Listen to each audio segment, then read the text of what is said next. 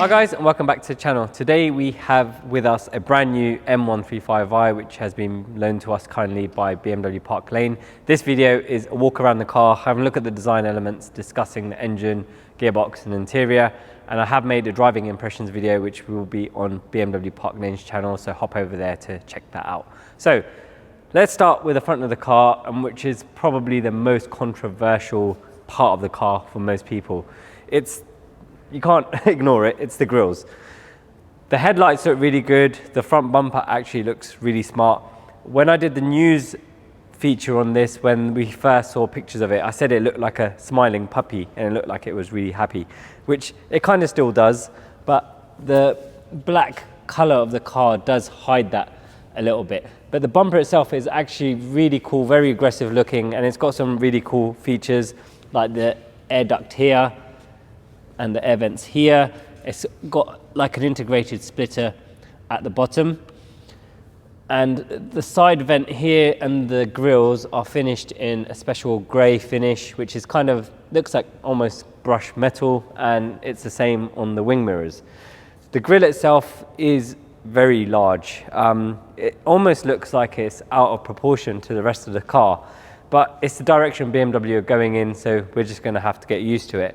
The M135i does separate itself from the base models, and it has this crisscross design rather than the slats. Now, the first time we saw this was on the 4 Series concept, and it looks like it's making its way over to the production cars. The crease on the bonnet comes all the way down onto this part, so it's got some nice flowing lines on it, a lot of small details which make up the design of the whole car and actually flow quite well through everything. The headlights are really cool, so these are BMW LEDs and they're in the icon design, which we've seen on quite a few BMWs now.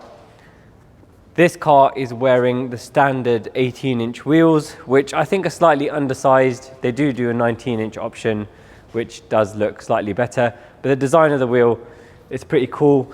BMW usually do get it spot on with the design of the wheel, and this one is no exception. That doesn't offend me, which means it's actually pretty good. The ride height over here probably needs adjusting, but I think overall the wheel looks too small for this car. It rides really well, but I think if you're looking for looks, then the 19s will probably be a bit better. The side profile of the car I think actually looks quite good. It doesn't look very much like BMWs as we know them, but there is a reason for the way it's designed, and once we look at the interior you'll understand. It's all about the packaging and who the car is aimed at. They wanted to get more space for passengers, and in the interior you will see that it's actually quite spacious for a small compact hatchback. So the shape of the door handles actually really slick, the sort of teardrop design here. And the lines I was talking about at the front of the bonnet, they almost start flowing again on the roofline here and then form themselves into the integrated rear spoiler. And it's also got like an add-on to the spoiler on the side here, which actually looks really good. And for me, the back of the car, this angle itself is probably the best angle of the car. It has now, you can see distinctly BMW's family design now. It looks very much like an X4 or an X6 at the back with the rear lights. They're really stretching these lights out now. Again, the rear bumper is very aggressive for a stock car. It's got the air slats here, and also it's got an integrated diffuser, which actually looks pretty cool. Nice size exhaust, so it's not an exhaust you look at and think you want to change it immediately in terms of looks. And the diffuser has some integrated fins in it also.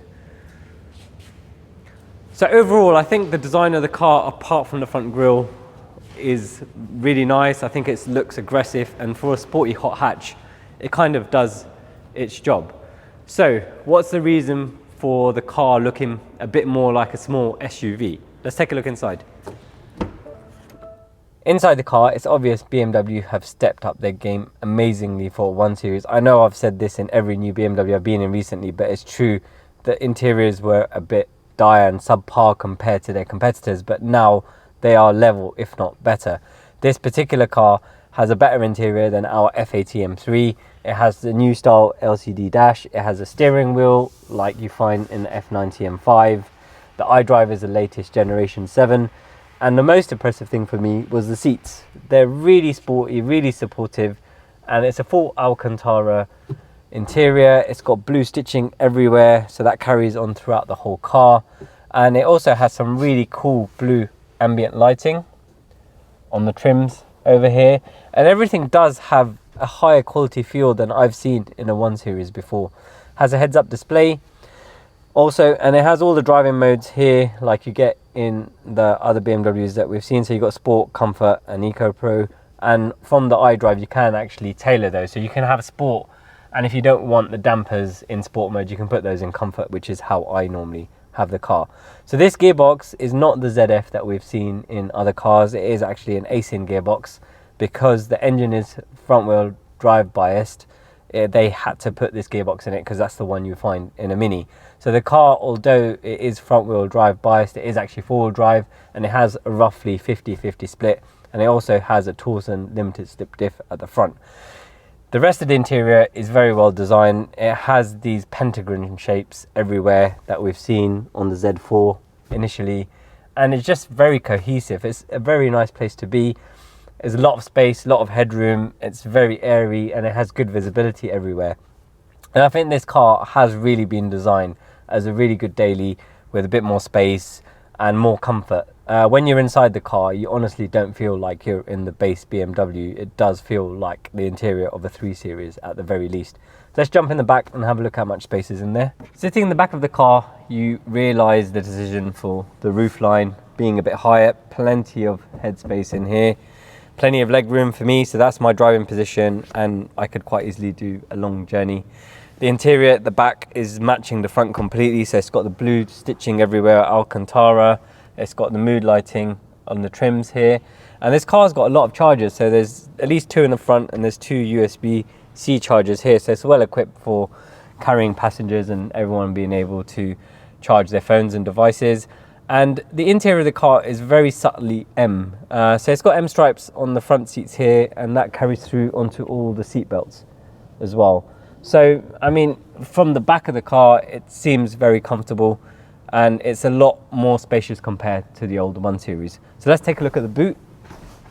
Owning a few of the higher end BMWs, I've become really used to having a power tailgate. This particular car doesn't have it optioned, but you can actually spec it now.